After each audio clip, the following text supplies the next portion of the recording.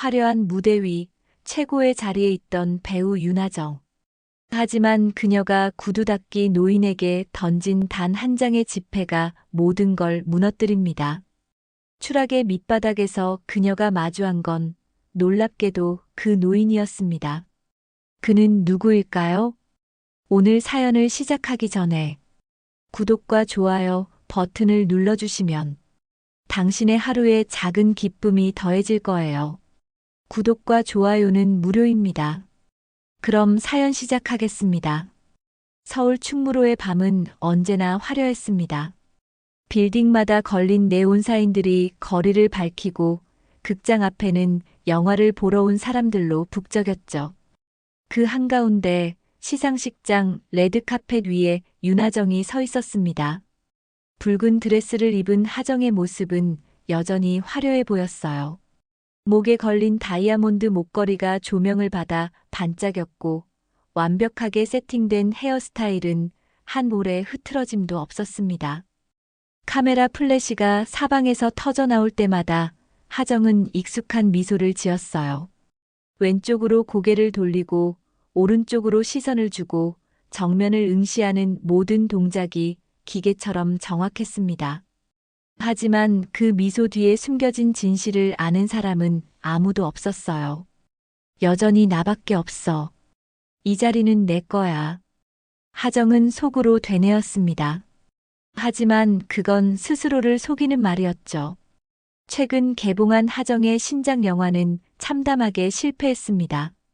개봉 첫 주 관객 수는 겨우 3만 명을 넘겼고 둘째 주에는 대부분의 상영관에서 내려갔어요. 관객들의 반응은 차갑기만 했습니다. 영화 커뮤니티에는 윤하정 연기가 10년 전이나 지금이나 똑같다. 새로운 모습을 보여줄 생각은 없나라는 댓글들이 줄을 이었죠. 평론가들은 더 가혹했습니다. 하정의 연기가 과거에 머물러 있다고 혹평했고 어떤 평론가는 이제는 은퇴를 고민해야 할 때라는 말까지 서슴지 않았어요. 광고 계약도 하나둘씩 끊기기 시작했습니다. 10년간 함께했던 화장품 회사는 더 젊은 얼굴을 원한다며 계약 종료를 통보했어요. 명품 브랜드 역시 이미지 변신이 필요하다며 계약 갱신을 거부했습니다. 하정의 통장으로 들어오던 거액의 광고료는 이제 추억이 되어버렸죠. 매니저는 조심스럽게 지방 행사나 케이블 방송 출연을 제안했지만 하정은 단칼에 거절했습니다. 자존심이 허락하지 않았거든요. 시상식이 끝나고 하정이 대기실로 돌아왔을 때 그곳은 텅 비어 있었습니다. 예전 같았으면 축하 꽃다발과 선물들로 가득 찼을 공간이었는데 말이에요. 벽에 기대어 선 화분 하나와 간단한 다과만이 놓여 있었어요. 이제 하정의 곁에 남은 사람은 매니저 단 한 명뿐이었습니다. 매니저마저도 요즘 들어 피곤한 표정을 감추지 못했죠. 후배 배우들은 하정과 눈을 마주치는 것조차 피했습니다. 복도에서 마주치면 고개를 돌리거나 급히 핸드폰을 들여다보며 다른 곳으로 사라졌어요. 누군가는 화장실로 도망치듯 들어가기도 했습니다. 한때 하정에게 먼저 인사하려고 줄을 섰던 그들이었는데 말이에요. 하정이 쌓아 올린 왕국은 서서히 그러나 확실하게 무너지고 있었습니다. 밤늦게 시상식장을 나선 하정은 매니저의 차를 타지 않고 혼자 걷기로 했습니다. 차가운 11월의 바람이 얼굴을 스쳤지만 오히려 정신이 들었어요.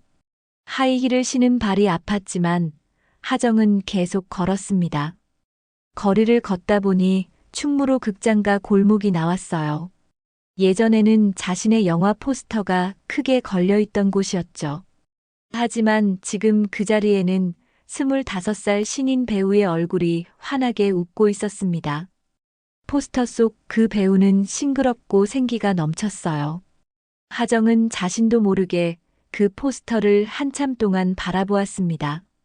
하정은 씁쓸한 표정으로 고개를 돌렸습니다. 그때 길모퉁이의 허름한 차림의 노인이 작은 나무 의자에 앉아 있는 모습이 눈에 들어왔어요. 노인 앞에는 낡은 구두 닦기 도구함이 놓여 있었습니다. 솔과 광택제, 헝겊들이 정갈하게 정리되어 있었죠.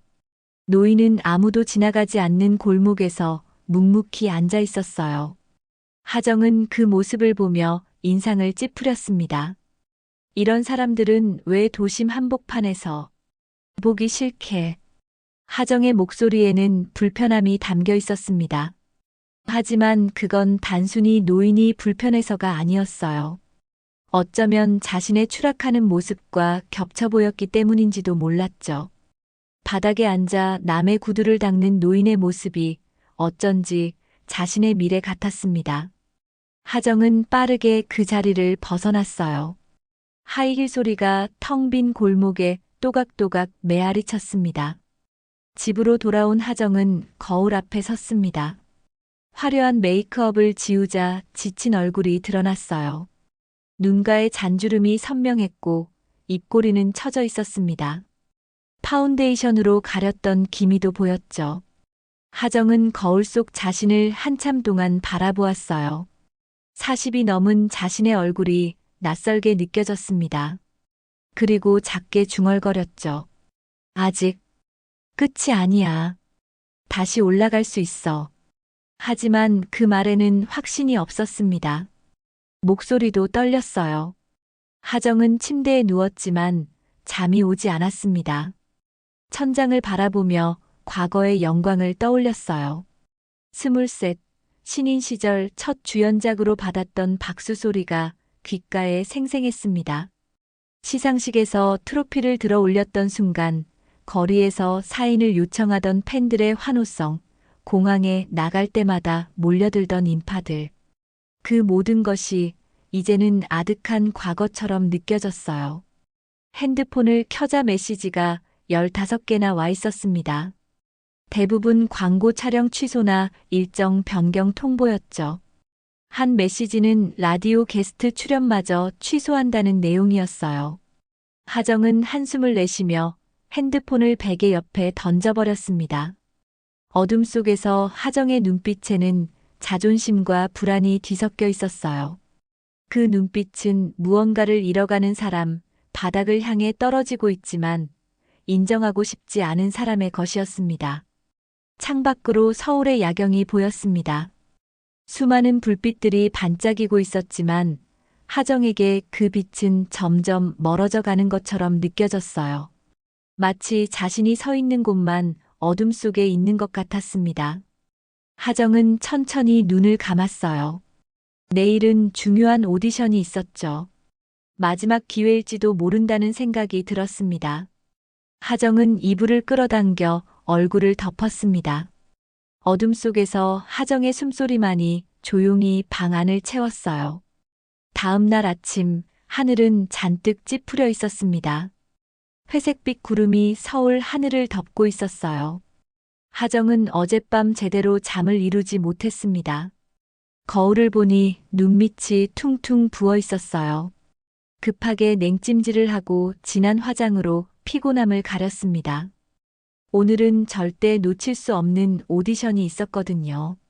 대형 제작사에서 만드는 멜로 영화의 여주인공 자리였습니다. 하정은 이 역할이 자신의 마지막 기회라고 생각했어요. 집을 나선 하정은 차를 몰고 백화점 앞으로 향했습니다. 오디션 장소가 백화점 근처 프로덕션 사무실이었거든요. 그런데 신호등 앞에서 차가 막히기 시작했어요. 평소 같으면 여유 있게 출발했을 텐데 어젯밤 잠을 설친 탓에 늦잠을 자버렸습니다. 시계를 보니 오디션 시간까지 30분밖에 남지 않았어요. 하정은 조바심이 났습니다. 핸들을 세게 쥔 손에 힘이 들어갔죠. 제발, 제발 좀 빨리 가라고. 하정은 속으로 중얼거렸습니다. 겨우 신호가 바뀌어 백화점 앞에 도착했을 때 하늘에서 빗방울이 떨어지기 시작했어요. 처음에는 몇 방울이었지만 금세 굵은 빗줄기로 변했습니다.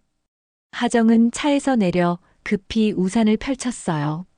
하지만 바람이 거세게 불어 우산이 뒤집어질 것 같았습니다. 비는 점점 더 세차게 쏟아졌고 하정의 옷자락이 젖기 시작했어요. 백화점 VIP 전용 출입구까지는 아직 50m 정도 남아 있었습니다. 하정은 비를 맞으며 빠르게 걸었어요. 발끝까지 올라오는 물웅덩이를 피해가려 했지만 이미 구두는 흠뻑 젖어 있었습니다. 명품 브랜드 구두였는데 말이에요. 하정은 화가 치밀어 올랐어요. 오늘따라 모든 일이 꼬이는 것 같았습니다. 드디어 백화점 출입구 앞에 도착했을 때 처마 아래 누군가가 서 있는 모습이 보였습니다. 허름한 옷을 입은 노인이었어요. 노인은 작은 나무 상자를 들고 비를 피하고 있었습니다. 상자 안에는 구두 닦기 도구들이 들어 있었죠. 하정은 그 노인을 보는 순간 미간을 찌푸렸습니다. 어젯밤 충무로 골목에서 봤던 바로 그 노인이었거든요. 노인은 하정을 알아본 듯 조심스럽게 다가왔습니다. 노인의 얼굴에는 주름이 깊게 패여 있었고 손은 거칠게 갈라져 있었어요. 노인은 공손하게 허리를 굽히며 말을 건넸습니다. 따님, 구두 좀 닦아드릴까요?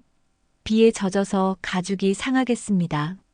노인의 목소리는 낮고 차분했습니다. 하지만 하정의 귀재는 그 목소리가 거슬리기만 했어요. 오디션에 늦을까봐 조마조마한 상황에서 구두 닦기 노인이라니. 하정은 노인을 위아래로 훑어봤습니다. 낡은 작업복과 때 묻은 손, 해진 운동화가 눈에 들어왔어요. 뭐요? 이 손으로 내 구두를요? 하정의 목소리에는 경멸이 담겨 있었습니다. 노인은 당황한 표정으로 자신의 손을 내려다봤어요. 구두약과 먼지로 검게 물든 손이었습니다. 하정은 계속해서 말을 이었어요. 냄새 나니까 꺼져요. 당장. 하정은 명품 가방에서 지갑을 꺼냈습니다. 지갑 안에 있던 5,000원짜리 지폐 한 장을 구겨서 노인에게 던졌어요. 구겨진 돈은 노인의 얼굴에 맞고 바닥에 떨어졌습니다. 빗물이 고인 바닥에 지폐가 젖어들었죠. 주변을 지나가던 사람들이 그 광경을 보고 수군거렸습니다. 누군가는 핸드폰을 꺼내 들었어요. 노인은 잠시 멈춰 섰습니다. 그리고 천천히 몸을 굽혀 바닥에 떨어진 돈을 주워 올렸어요.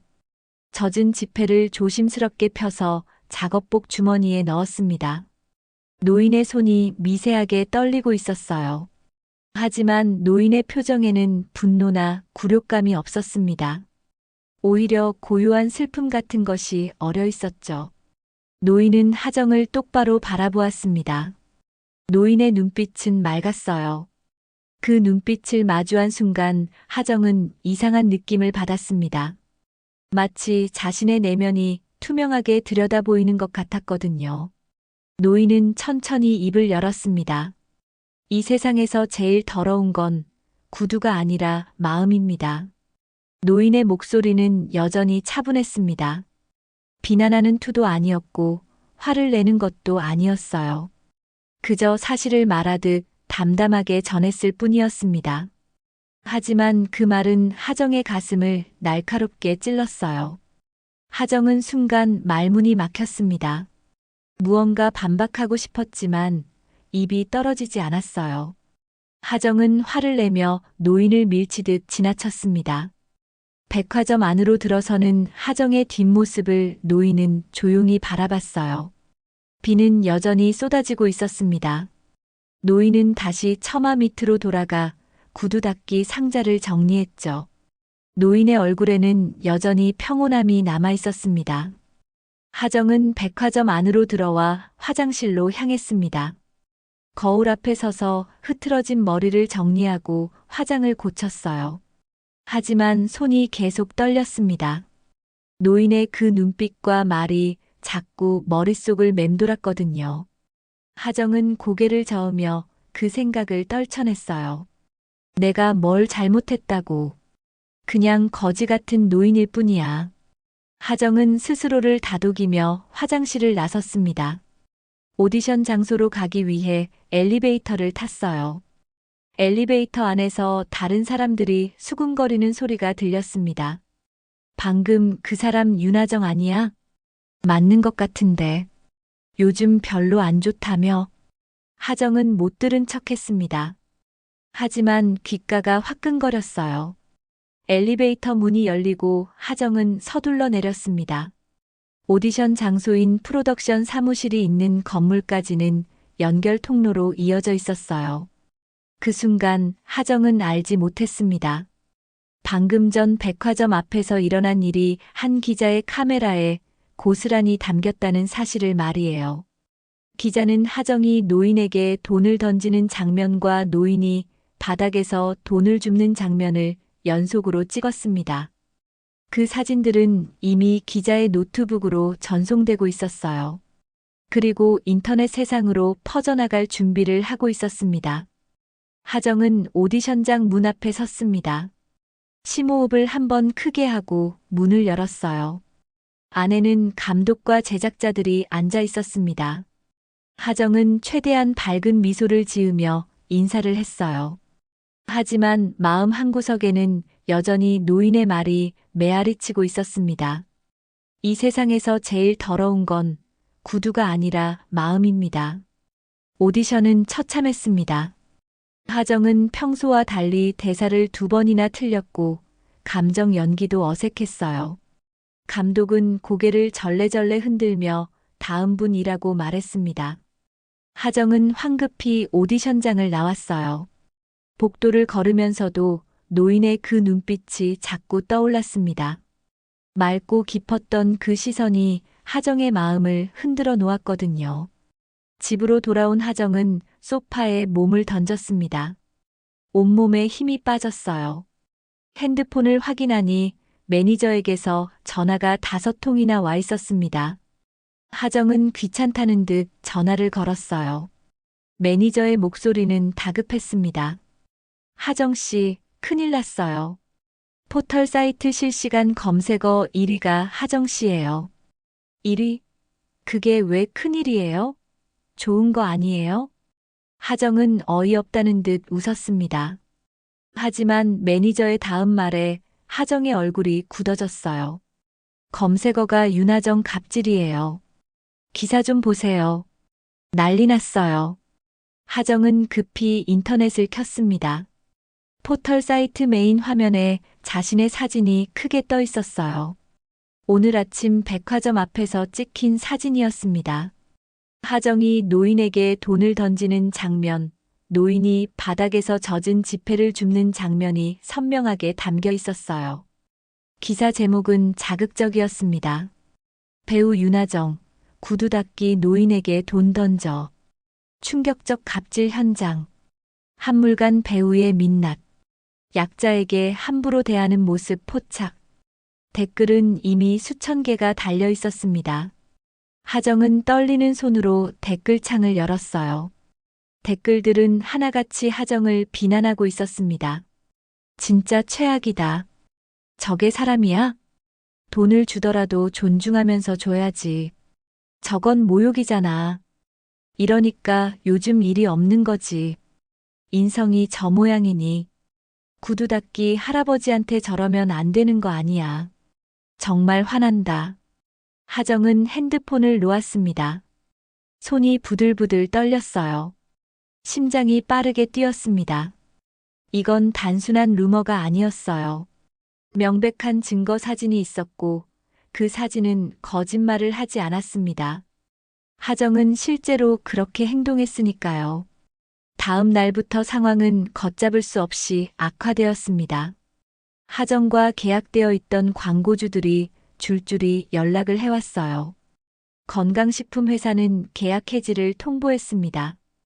의류 브랜드도 마찬가지였어요. 심지어 이미 촬영까지 끝난 광고도 방송을 취소한다고 했습니다. 위약금을 물어야 하는 상황이 벌어졌죠. 하정의 통장에서 수억 원이 빠져나갔습니다. 방송국에서도 연락이 왔습니다. 예정되어 있던 드라마 특별 출연이 취소되었어요. 토크쇼 게스트 섭외도 철회되었습니다. 제작진은 시청자 정서상 부적절하다라는 이유를 댔어요.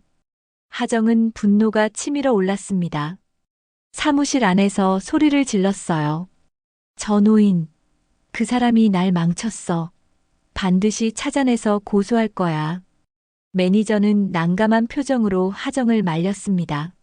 하정 씨, 지금은 조용히 있는 게 나아요. 고소하면 상황이 더 악화될 수 있어요. 조용히 있으라고요? 내가 왜 가만히 있어야 해요? 내가 피해자라고요. 하정은 매니저의 말을 듣지 않았습니다. 오히려 매니저에게 소리를 지르며 구두 닦기 노인을 찾으라고 명령했어요. 매니저는 한숨을 쉬며 고개를 끄덕였습니다. 매니저는 백화점 근처를 돌아다니며 노인을 찾았어요. 하지만 노인은 보이지 않았습니다. 매니저는 백화점 경비원에게 물었습니다. 여기 구두 닦기 하시는 노인분 못 보셨어요? 아, 그분 말씀이신가요? 며칠 전부터 안 보이던데요. 원래 비 오는 날에만 가끔 오셨거든요. 매니저는 근처 상인들에게도 물어봤습니다. 하지만 아무도 노인의 행방을 알지 못했어요.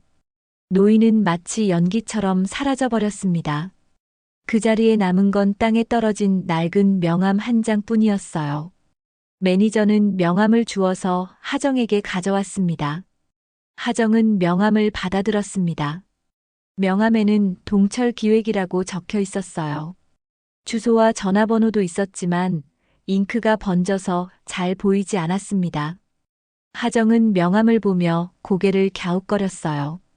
동철 기획? 어디선가 들어본 것 같은데. 하정은 기억을 더듬었습니다. 10여 년 전 하정이 막 데뷔했을 때 들었던 이름이었어요. 당시 영화계에서 잘 나가던 제작사였습니다. 그런데 어느 순간 갑자기 사라져버렸죠. 하정은 명함을 책상 위에 던졌습니다. 이미 망한 회사잖아요. 그 노인이 뭐 하던 사람이든 상관없어요. 찾아내서 벌 받게 할 거예요. 매니저는 조용히 방을 나갔습니다. 매니저의 얼굴에는 피로가 가득했어요. 최근 들어 하정을 상대하는 게 점점 힘들어지고 있었습니다. 매니저는 복도에서 한숨을 깊게 내쉬었어요. 하정은 혼자 남아 창밖을 바라보았습니다. 서울의 빌딩들이 저녁 노을을 받아 붉게 물들고 있었어요. 하지만 하정의 마음은 어두웠습니다. 핸드폰이 울렸어요. 모르는 번호였습니다. 하정은 받지 않았어요. 곧이어 문자 메시지가 왔습니다. 하정 씨, 친구예요. 요즘 기사 봤어요. 조심하세요. 사람들 말이 무섭더라고요. 하정은 문자를 읽고 코웃음을 쳤습니다. 친구라고 하지만 사실 연락한 지 몇 년이 된 사람이었어요. 이럴 때만 연락하는 거였죠. 하정은 문자를 지워버렸습니다. 밤이 깊어졌습니다. 하정은 소파에 앉아 와인을 마셨어요. 한 잔, 두 잔, 세 잔. 취기가 올라오면서 머릿속이 복잡해졌습니다. 노인의 얼굴이 자꾸 떠올랐어요. 그리고 노인이 했던 말도 귓가에 맴돌았습니다. 이 세상에서 제일 더러운 건 구두가 아니라 마음입니다. 하정은 와인잔을 탁자에 내려놓았습니다. 유리잔이 부딪히는 소리가 텅 빈 거실에 울렸어요. 하정의 눈에서 눈물이 한 방울 흘러내렸습니다. 하지만 하정은 그것이 눈물인지 와인 때문인지 구분하지 못했어요. 하정은 소파에 몸을 기대고 눈을 감았습니다. 어둠이 하정을 감싸고 있었어요. 며칠이 지났습니다. 하정은 집에만 틀어박혀 지냈어요. 밖에 나가면 사람들의 시선이 따가웠고 핸드폰을 켤 때마다 악플이 쏟아졌습니다.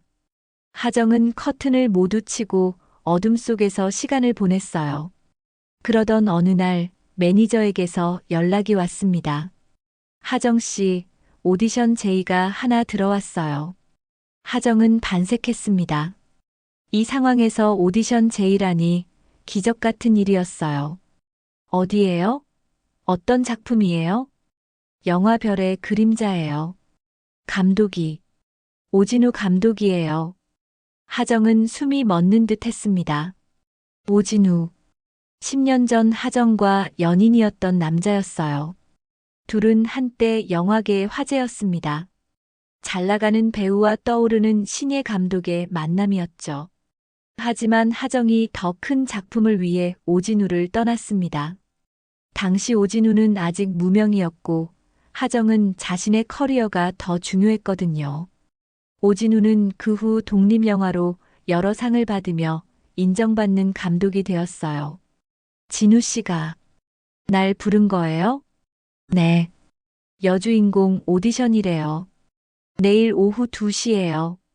하정은 복잡한 감정이 들었습니다. 반가움과 미안함, 그리고 기대가 뒤섞였어요. 어쩌면 오진우가 자신에게 기회를 주려는 건지도 모른다고 생각했습니다. 하정은 그날 밤 오랜만에 제대로 씻고 머리를 말렸어요. 옷장에서 가장 단정한 옷을 꺼내 다림질했습니다. 거울을 보며 연기 연습도 했어요. 다음 날 하정은 오디션장에 일찍 도착했습니다. 작은 프로덕션 건물이었어요. 대기실에는 이미 몇 명의 배우들이 앉아 있었습니다. 모두 하정보다 어린 배우들이었어요. 20대 중반에서 후반으로 보이는 얼굴들이었습니다. 하정이 들어서자 대기실이 조용해졌어요. 배우들은 하정을 힐끗힐끗 쳐다봤습니다. 수군거리는 소리가 작게 들렸죠. 하정은 구석 자리에 앉았습니다. 무릎 위에 놓인 가방을 꼭 쥐었어요. 심장이 빠르게 뛰었습니다. 얼마 후 스태프가 나와서 하정의 이름을 불렀어요. 윤하정 씨, 들어오세요. 하정은 일어나 오디션장으로 걸어갔습니다. 문을 열고 들어서자 오진우가 앉아 있었어요. 10년이 지난 오진우는 더 성숙해 보였습니다. 머리에는 흰머리가 몇 가닥 섞여 있었고 얼굴에는 세월의 흔적이 남아 있었어요.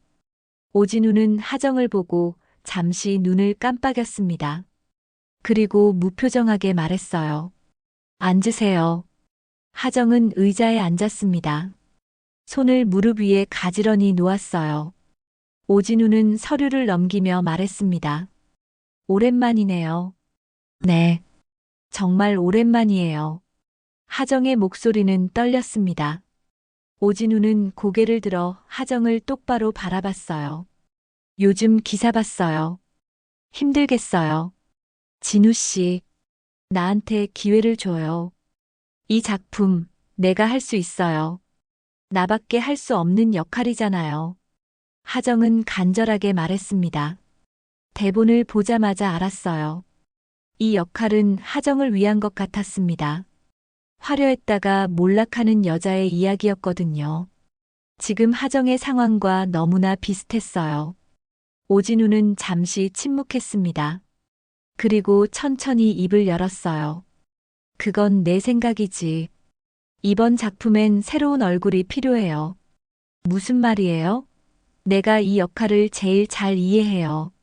내 이야기잖아요. 그래서 안 되는 거예요. 이건 영화예요.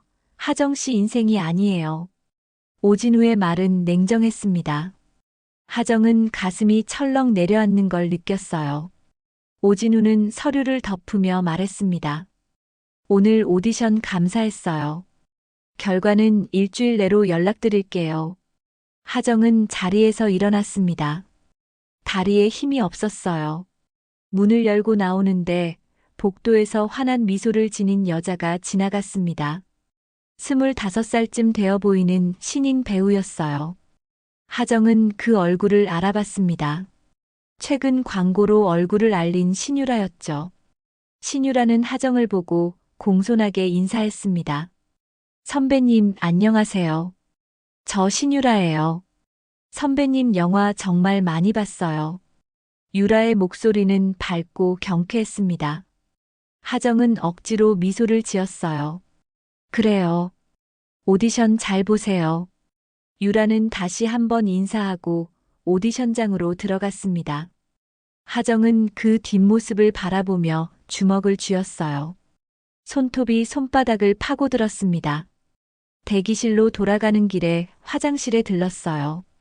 거울을 보니 창백한 얼굴이 비쳤습니다. 하정은 찬물로 얼굴을 씻었어요. 복도로 나오자 촬영 현장 쪽에서 사람들의 웃음소리가 들렸습니다. 하정은 무의식적으로 그쪽으로 걸어갔어요. 문틈으로 안을 들여다봤습니다. 스태프들이 장비를 정리하고 있었어요. 그리고 그 한쪽 구석에 낯익은 사람이 서 있었습니다. 하정은 눈을 의심했습니다. 구두 닦기 노인이었어요. 노인은 깨끗한 정장을 입고 있었습니다. 머리도 단정하게 빗어 넘겼고 구두도 반짝반짝 빛났어요. 완전히 다른 사람 같았습니다. 노인은 오진우와 무언가 이야기를 나누고 있었어요. 둘은 편안한 표정으로 웃고 있었습니다. 하정은 문을 벌컥 열고 안으로 들어갔습니다. 현장이 조용해졌어요.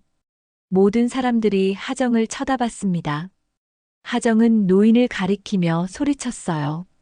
저 노인, 여기서 뭐 하는 거예요? 노인은 천천히 하정을 돌아봤습니다. 노인의 얼굴에는 여전히 평온함이 담겨 있었어요. 노인은 조용히 대답했습니다. 이 영화, 제가 투자한 영화입니다. 하정은 귀를 의심했습니다. 투자자라고요? 그 구두 닦기 노인이요? 오진우가 다가와 말했어요. 하정 씨, 이분은 박도철 대표님이에요. 이번 영화의 주 투자자시죠. 하정은 말을 잃었습니다. 입이 떡 벌어졌어요. 노인, 아니 박도철은 하정을 보며 고개를 가볍게 끄덕였습니다.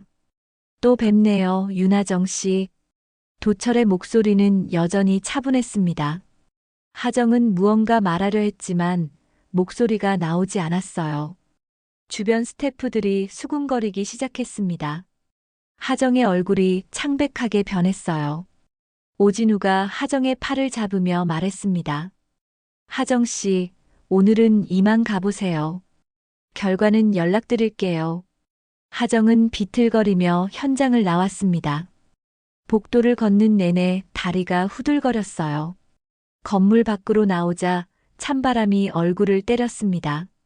하정은 그 자리에 멈춰 섰어요. 하늘을 올려다봤습니다. 구름이 빠르게 흘러가고 있었어요. 도대체 뭐가 어떻게 된 거야? 하정은 중얼거렸습니다. 머릿속이 복잡했어요. 구두 닦기 노인이 영화 투자자라니, 동철 기획이라는 명함, 그리고 오진우와의 친밀한 모습, 모든 게 꿈만 같았습니다. 하정은 차에 올라타 핸들을 꽉 쥐었어요. 손이 떨렸습니다. 일주일이 지났습니다. 하정은 매일 핸드폰을 붙잡고 살았어요. 오디션 결과를 기다리는 시간은 고문 같았습니다. 밤에는 잠을 제대로 이루지 못했고, 낮에는 불안에 떨었어요. 그러던 금요일 오후 매니저에게서 전화가 왔습니다. 하정 씨, 결과 나왔어요. 하정은 숨을 멈췄습니다. 심장이 쿵쾅거렸어요. 붙었어요? 매니저는 한참을 침묵했습니다. 그 침묵이 모든 걸 말해주고 있었어요. 탈락이에요. 신유라 씨가 최종 캐스팅됐대요. 하정은 핸드폰을 떨어뜨릴 뻔했습니다. 귓가가 윙윙거렸어요. 매니저의 목소리가 멀리서 들려왔습니다. 하정 씨, 괜찮아요? 하정 씨? 하정은 전화를 끊었습니다. 소파에 주저앉아 고개를 떨구었어요. 눈물이 주르륵 흘러내렸습니다. 하정은 울지 않으려고 애썼지만 소용없었어요. 목이 메었고 가슴이 답답했습니다. 10년을 함께 달려온 꿈이 산산조각 나는 소리가 들렸어요. 해가 지고 밤이 찾아왔습니다. 하정은 옷을 주워 입고 집을 나섰어요. 어디론가 가야 할 것 같았습니다. 이대로 집에 있으면 미칠 것 같았거든요. 하정은 차를 몰고 거리를 헤맸어요. 신호등이 빨간불로 바뀌어도 멍하니 앉아 있었고, 뒤에서 경적이 울려야 정신을 차렸습니다. 편의점에 들러 소주 2병을 샀습니다. 점원은 하정을 알아봤지만 아무 말도 하지 않았어요. 하정은 한강 근처 주차장에 차를 세웠습니다. 강물이 검게 흐르고 있었어요.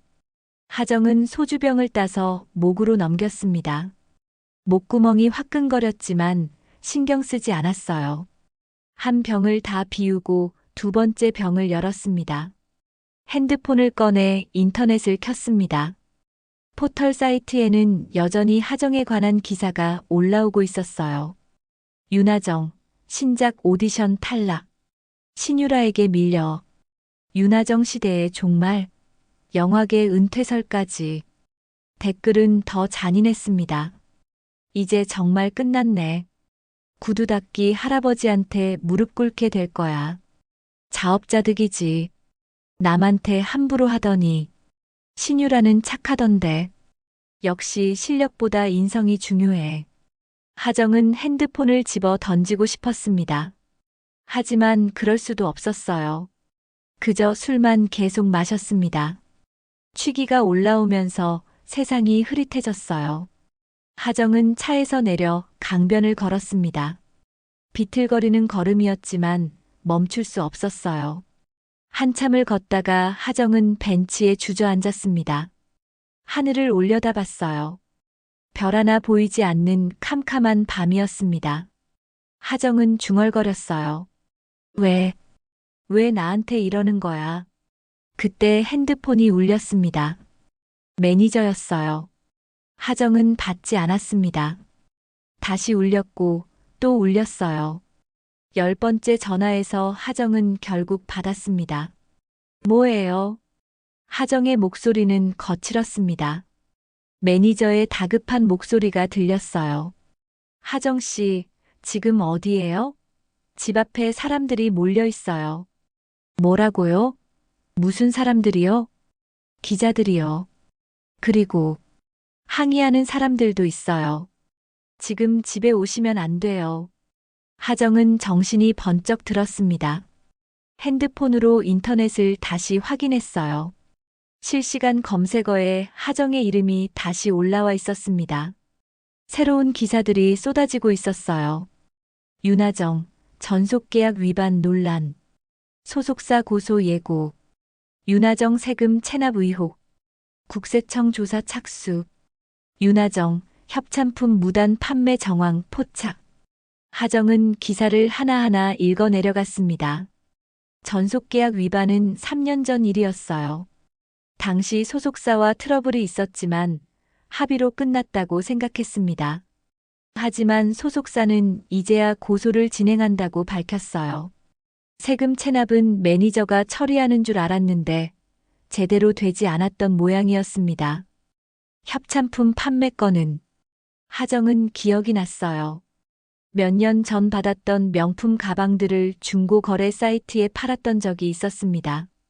그게 문제가 될 줄은 몰랐어요.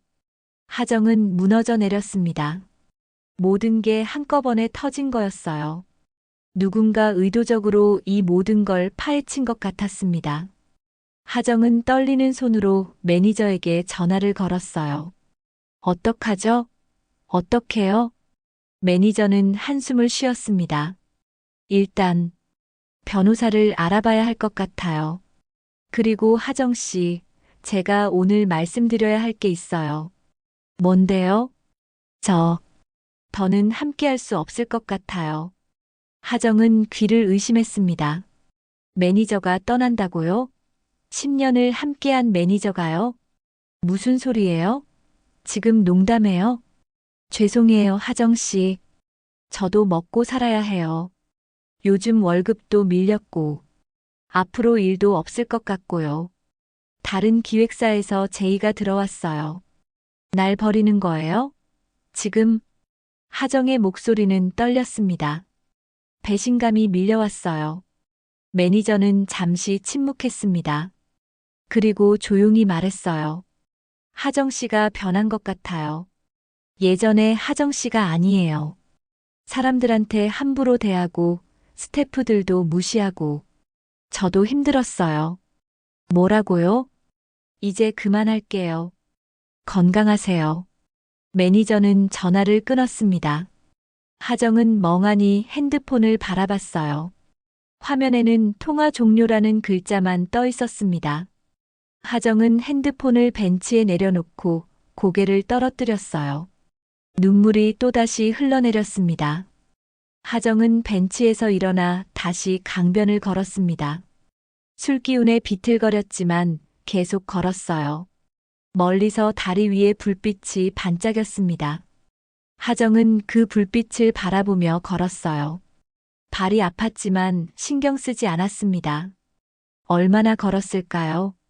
하정은 다리 밑에 도착했습니다. 어둡고 을씨년스러운 곳이었어요. 하정은 그곳에 주저앉았습니다. 콘크리트 바닥이 차가웠지만 느껴지지 않았어요. 하정은 무릎을 안고 웅크렸습니다. 멀리서 차 지나가는 소리만 들렸어요. 하정은 작게 중얼거렸습니다. 이제 정말 끝인가? 바람이 불어왔습니다. 차가운 바람이 하정의 머리카락을 날렸어요. 하정은 눈을 감았습니다. 어둠 속에서 하정은 혼자였어요. 세상 누구도 하정의 곁에 없었습니다. 화려했던 과거는 이제 아득한 꿈처럼 느껴졌어요. 하정은 그렇게 밤을 보냈습니다. 새벽 5시 하정은 차가운 바닥에서 눈을 떴습니다. 온몸이 얼어붙은 듯 굳어 있었어요. 목과 어깨가 뻐근했고 머리는 지끈거렸습니다.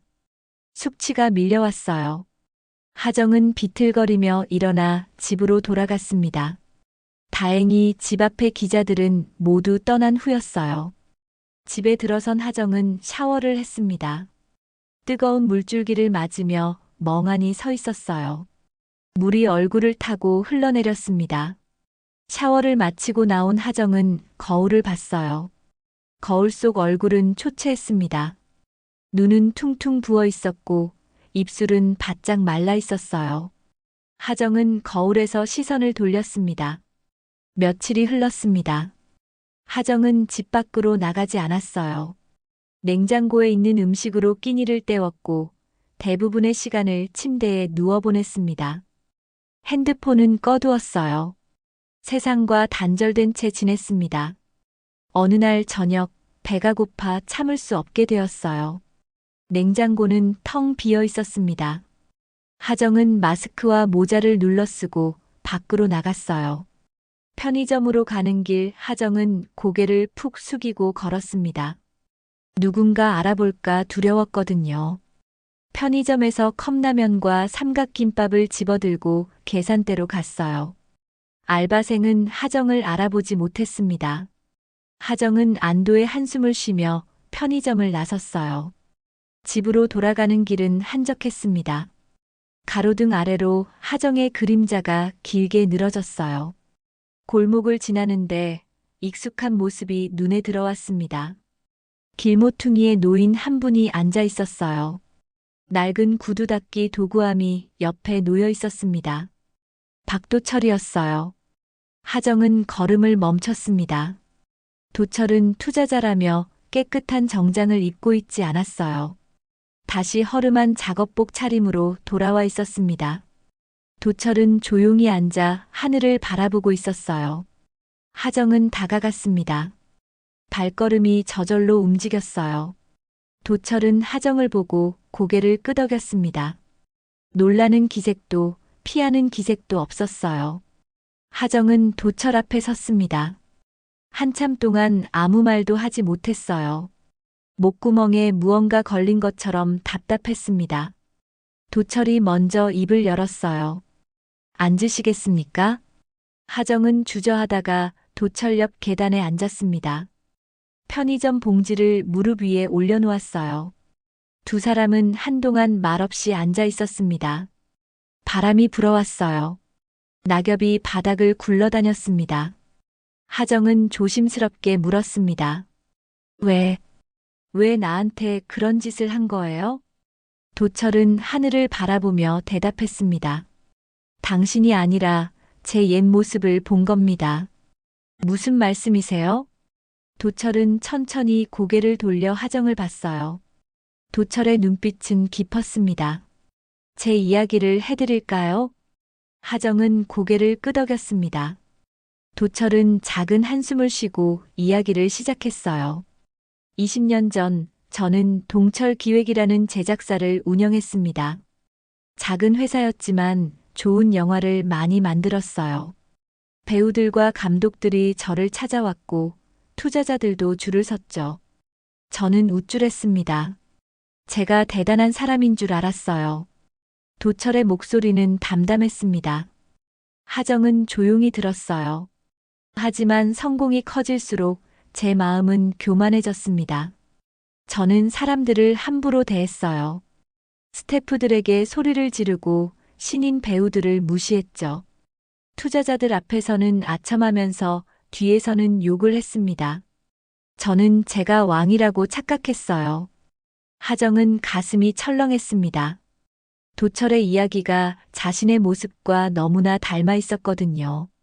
도철은 계속해서 말했어요. 어느 날 큰 프로젝트가 들어왔습니다. 저는 욕심을 냈어요. 회사 돈을 모두 투자했습니다. 하지만 영화는 망했고 투자자들은 떠났어요. 회사는 부도가 났고 저는 모든 걸 잃었습니다. 도철은 잠시 말을 멈췄습니다. 멀리서 자동차 소리가 들렸어요. 가장 힘들었던 건 돈을 잃은 게 아니었습니다.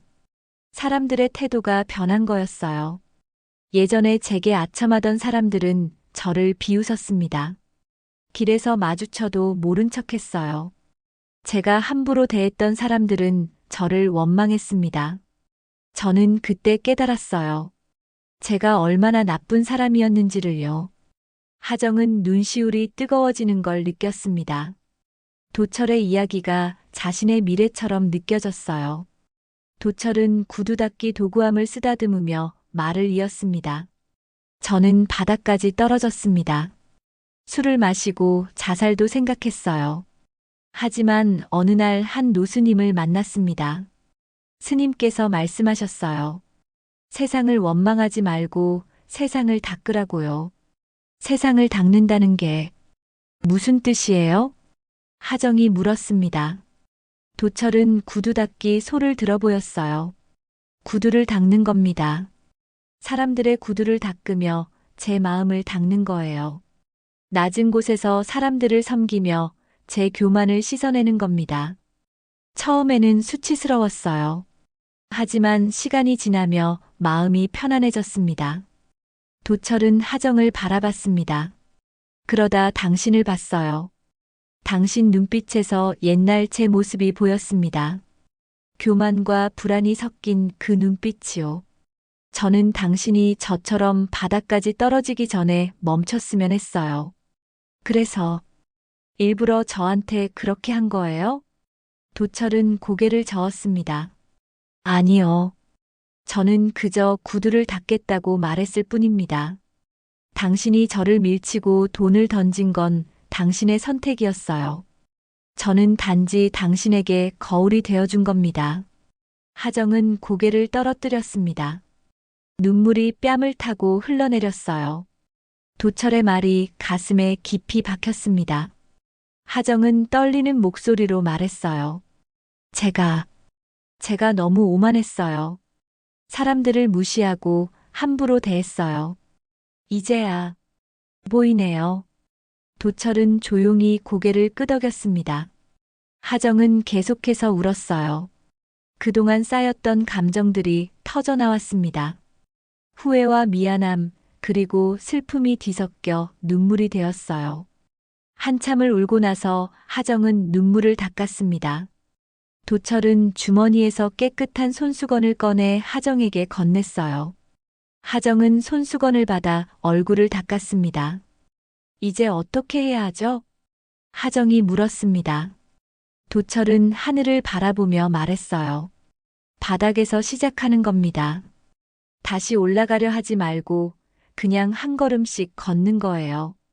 진심으로 사과하고 진심으로 배우는 겁니다. 하정은 고개를 끄덕였습니다. 도철은 일어서며 구두 닦기 도구함을 들었어요. 저는 이만 가봐야겠습니다. 건강하세요. 도철은 천천히 걸어갔습니다. 하정은 도철의 뒷모습을 바라봤어요. 작고 구부정한 뒷모습이었지만 어쩐지 크게 느껴졌습니다. 하정은 그 자리에 한참 동안 앉아 있었어요. 찬바람이 불었지만 마음은 조금 따뜻해진 것 같았습니다. 1년이 흘렀습니다. 하정은 조용히 살았어요. 화려한 무대에서 내려와 평범한 일상을 살아갔습니다. 작은 연기 학원에서 아이들을 가르쳤어요. 처음에는 어색했지만 점차 익숙해졌습니다. 아이들의 순수한 눈빛을 보며 하정은 조금씩 변해갔어요. 예전의 교만함은 사라지고 겸손함이 자리 잡았습니다. 하정은 과거에 자신이 상처 주었던 사람들을 찾아가 사과했어요. 스태프들에게, 후배 배우들에게, 그리고 함께 일했던 많은 사람들에게 고개를 숙였습니다. 어떤 사람들은 용서해 주었고, 어떤 사람들은 외면했어요.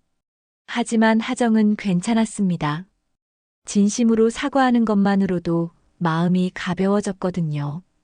가끔 도철을 만났습니다. 도철은 여전히 구두 닦기로 살고 있었어요. 하정은 도철과 차를 마시며 이야기를 나눴습니다. 도철은 많은 걸 가르쳐 주었어요. 낮은 곳에서 사는 법, 사람을 대하는 법, 그리고 자신을 돌아보는 법을 말이에요. 하정은 도철을 스승처럼 여겼습니다. 어느 가을날 하정은 초대장 한 통을 받았습니다. 영화별의 그림자 시상식 초대장이었어요. 하정은 초대장을 보며 복잡한 감정이 들었습니다. 1년 전 탈락했던 그 영화였거든요. 하지만 하정은 초대를 받아들이기로 했어요. 축하해주고 싶었습니다. 시상식 날 하정은 단정한 검은색 드레스를 입고 행사장에 도착했습니다. 레드카펫은 밟지 않았어요. 조용히 뒷문으로 들어가 구석 자리에 앉았습니다. 주변 사람들은 하정을 알아봤지만 수군거리지 않았어요. 1년간의 조용한 삶이 사람들의 기억에서 하정을 조금씩 지워갔던 거였습니다. 시상식이 시작되었습니다. 무대는 화려했어요. 배우들과 감독들이 차례로 무대에 올라 상을 받았습니다. 하정은 조용히 박수를 쳤어요. 예전 같았으면 질투가 났을 텐데 이제는 그저 축하하는 마음뿐이었습니다. 최우수 여우주연상 차례가 되었습니다.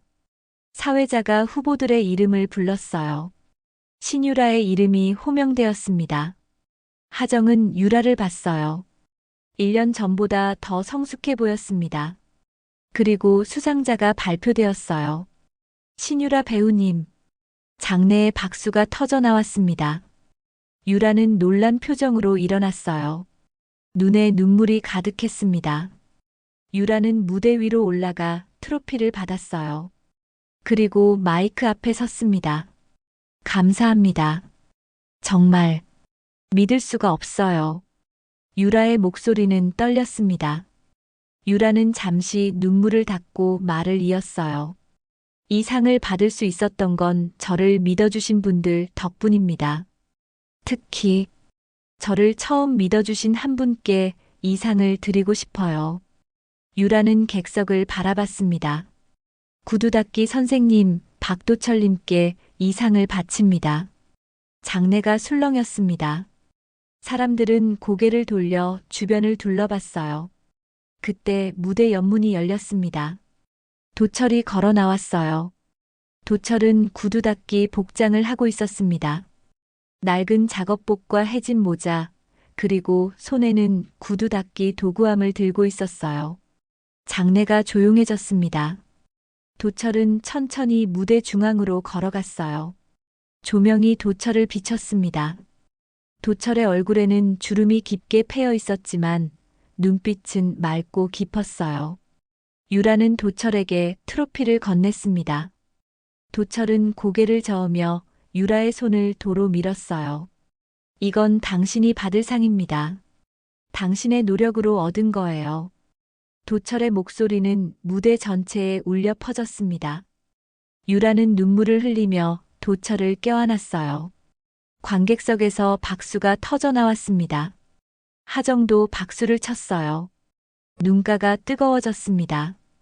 유라가 무대에서 내려가고 도철이 마이크 앞에 섰습니다. 도철은 관객들을 천천히 둘러봤어요. 그리고 입을 열었습니다.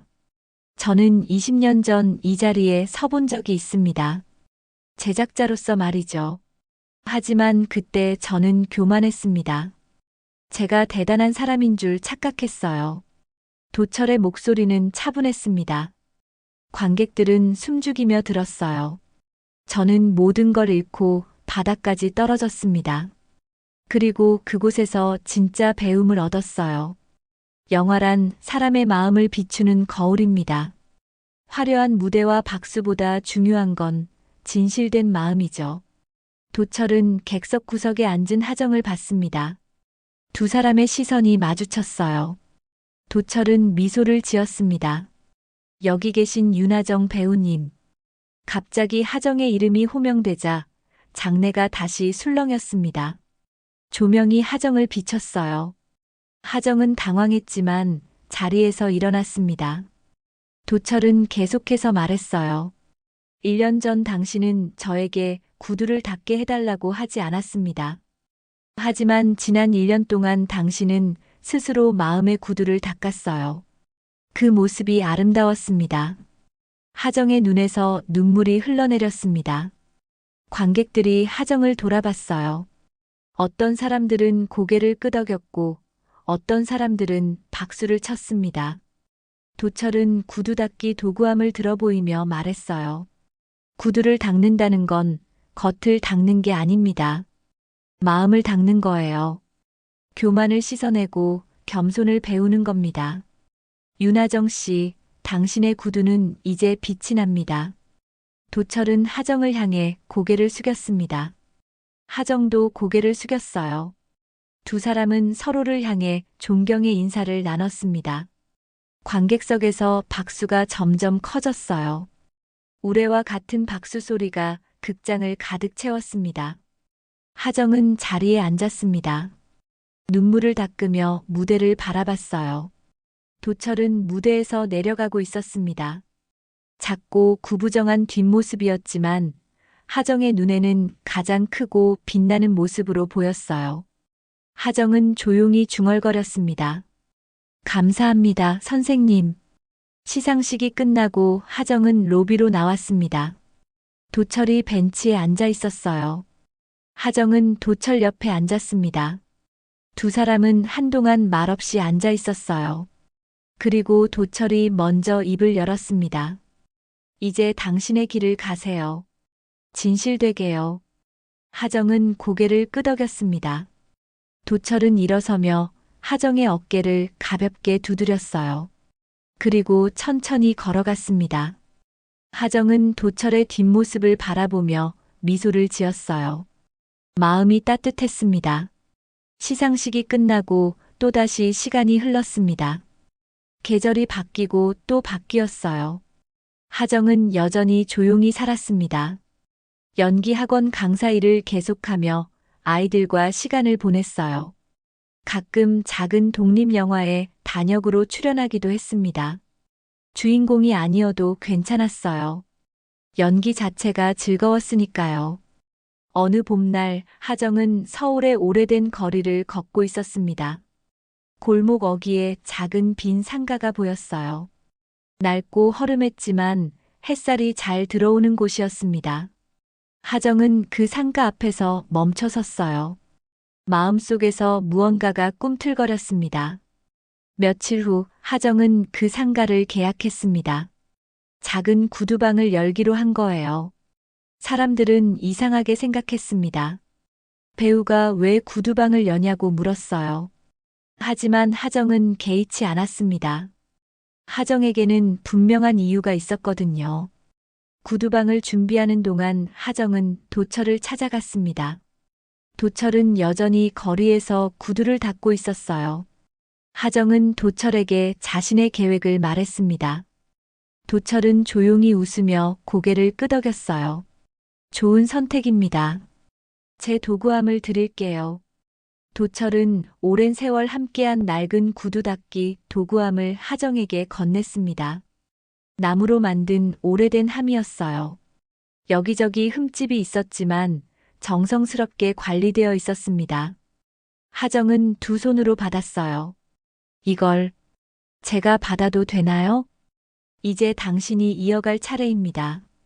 세상을 닦는 마음으로 사세요. 하정은 도구함을 가슴에 안았습니다. 눈시울이 뜨거워졌어요.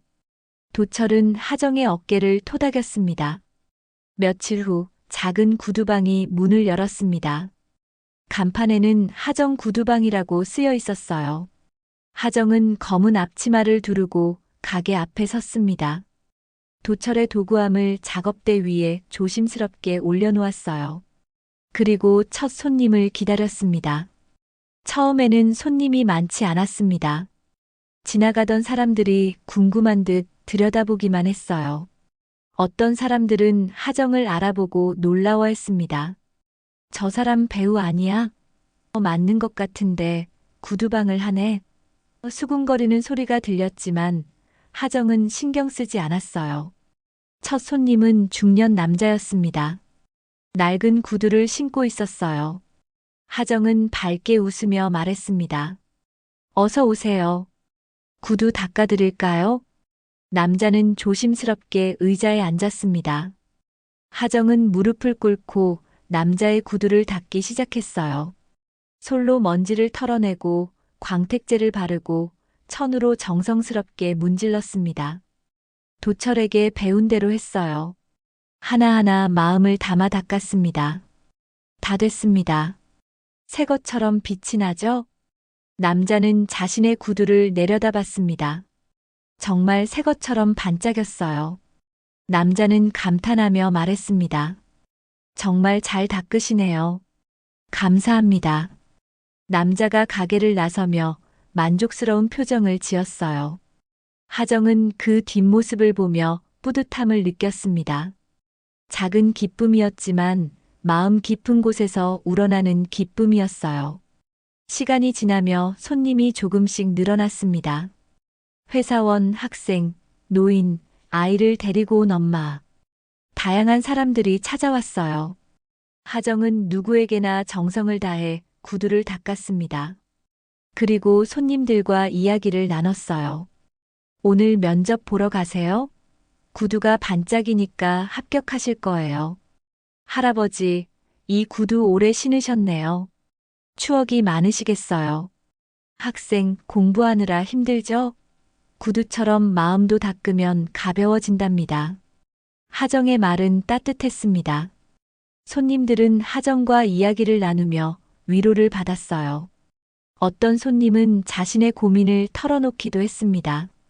하정은 귀 기울여 들어주었어요. 그리고 조용히 조언을 해주었습니다. 구두를 닦는 건 마음을 닦는 일이에요. 더러워진 것도 정성으로 닦으면 다시 빛이 나거든요. 사람도 마찬가지예요. 하정의 말은 도철이 했던 말과 닮아 있었습니다. 하정은 도철에게 배운 걸 손님들에게 나눠주고 있었어요. 어느 날 저녁 가게 문을 닫으려는데 누군가 들어왔습니다. 신유라였어요. 유라는 밝게 웃으며 하정에게 인사했습니다. 선배님, 안녕하세요. 유라 씨, 어떻게 왔어요? 구두 좀 닦아주세요. 선배님이 직접 닦아주신다는 소문 들었어요. 하정은 웃으며 유라를 의자에 앉혔습니다. 그리고 유라의 구두를 닦기 시작했어요. 두 사람은 자연스럽게 이야기를 나눴습니다. 과거의 경쟁은 이제 없었어요. 서로를 존중하는 동료가 되어 있었습니다. 선배님, 행복해 보이세요. 유라가 말했습니다. 하정은 고개를 끄덕였어요. 그런 것 같아요. 예전에는 높은 곳에 올라가는 게 행복인 줄 알았는데, 진짜 행복은 낮은 곳에 있더라고요. 유라는 미소를 지었습니다. 하정은 유라의 구두를 다 닦고 일어섰어요. 다 됐어요. 오늘은 서비스예요. 아니에요, 선배님. 받으셔야죠. 유라는 돈을 놓고 일어났습니다. 그리고 하정을 꼭 안았어요. 두 사람은 한참 동안 안고 있었습니다. 밤이 깊어졌습니다. 하정은 가게 문을 닫고 정리를 했어요. 도구함을 닦으며 도철을 떠올렸습니다. 도철은 요즘 어디에서 무얼 하고 있을까요? 하정은 문득 궁금해졌어요. 가게 벽에는 작은 사진 한 장이 걸려 있었습니다. 도철이 구두를 닦고 있는 모습이었어요. 사진 아래에는 글귀가 적혀 있었습니다. 박도철, 인생은 한 편의 영화였다.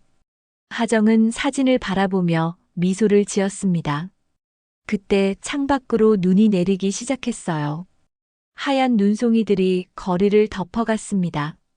하정은 창가에 서서 눈을 바라봤어요. 거리의 불빛들이 눈 속에서 반짝였습니다. 하정은 조용히 중얼거렸습니다. 내 인생은 구두처럼 더럽혀졌지만 닦으면 다시 빛이 난다는 걸 이제야 알았어요. 눈은 계속 내렸습니다. 하정의 작은 구두방에도 눈이 소복이 쌓였어요. 간판 위에, 창문턱에, 문 앞에 하얀 눈이 모든 걸 덮었습니다. 마치 과거를 덮고 새로운 시작을 알리는 것처럼요. 하정은 불을 끄고 가게를 나섰습니다.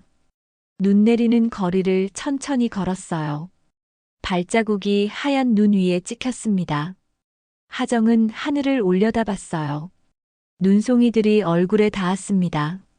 차갑지만 기분 좋은 느낌이었어요. 멀리서 누군가 하정을 향해 손을 흔들었습니다. 도철이었어요. 도철은 여전히 구두 닦기 도구를 들고 있었습니다. 하정은 달려가 도철에게 인사했어요.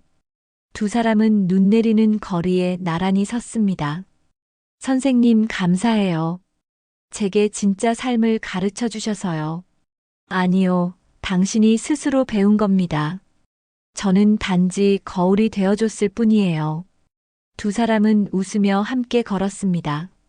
눈 내리는 밤, 서울의 오래된 거리에서 두 사람의 발자국이 나란히 이어졌어요. 구두 닦는 사람과 구두방 주인, 스승과 제자. 그들은 세상을 닦으며 살아가는 사람들이었습니다. 카메라가 천천히 뒤로 물러났습니다. 눈 내리는 거리의 풍경이 점점 작아졌어요. 하정과 도철의 모습도 작아져 갔습니다. 하지만 그들이 남긴 발자국은 선명했어요. 그 발자국은 누군가에게 길이 되어줄 것입니다. 화면이 어두워졌습니다. 그리고 하정의 목소리가 조용히 흘러나왔어요. 인생은 높은 곳을 향한 경주가 아니었어요. 낮은 곳에서 진실되게 사는 여행이었습니다. 이제 저는 알아요. 진짜 빛은 겸손한 마음에서 나온다는 걸요. 오늘의 이야기 들어주셔서 감사합니다. 앞으로도 인생의 지혜를 밝히는 감동적인 사연으로 찾아뵙겠습니다. 좋아요와 구독도 잊지 말고 눌러주시고 댓글로 응원의 메시지를 남겨주세요. 오늘도 여러분들에게 꽃길 인생만 펼쳐지길 바라고 응원하겠습니다.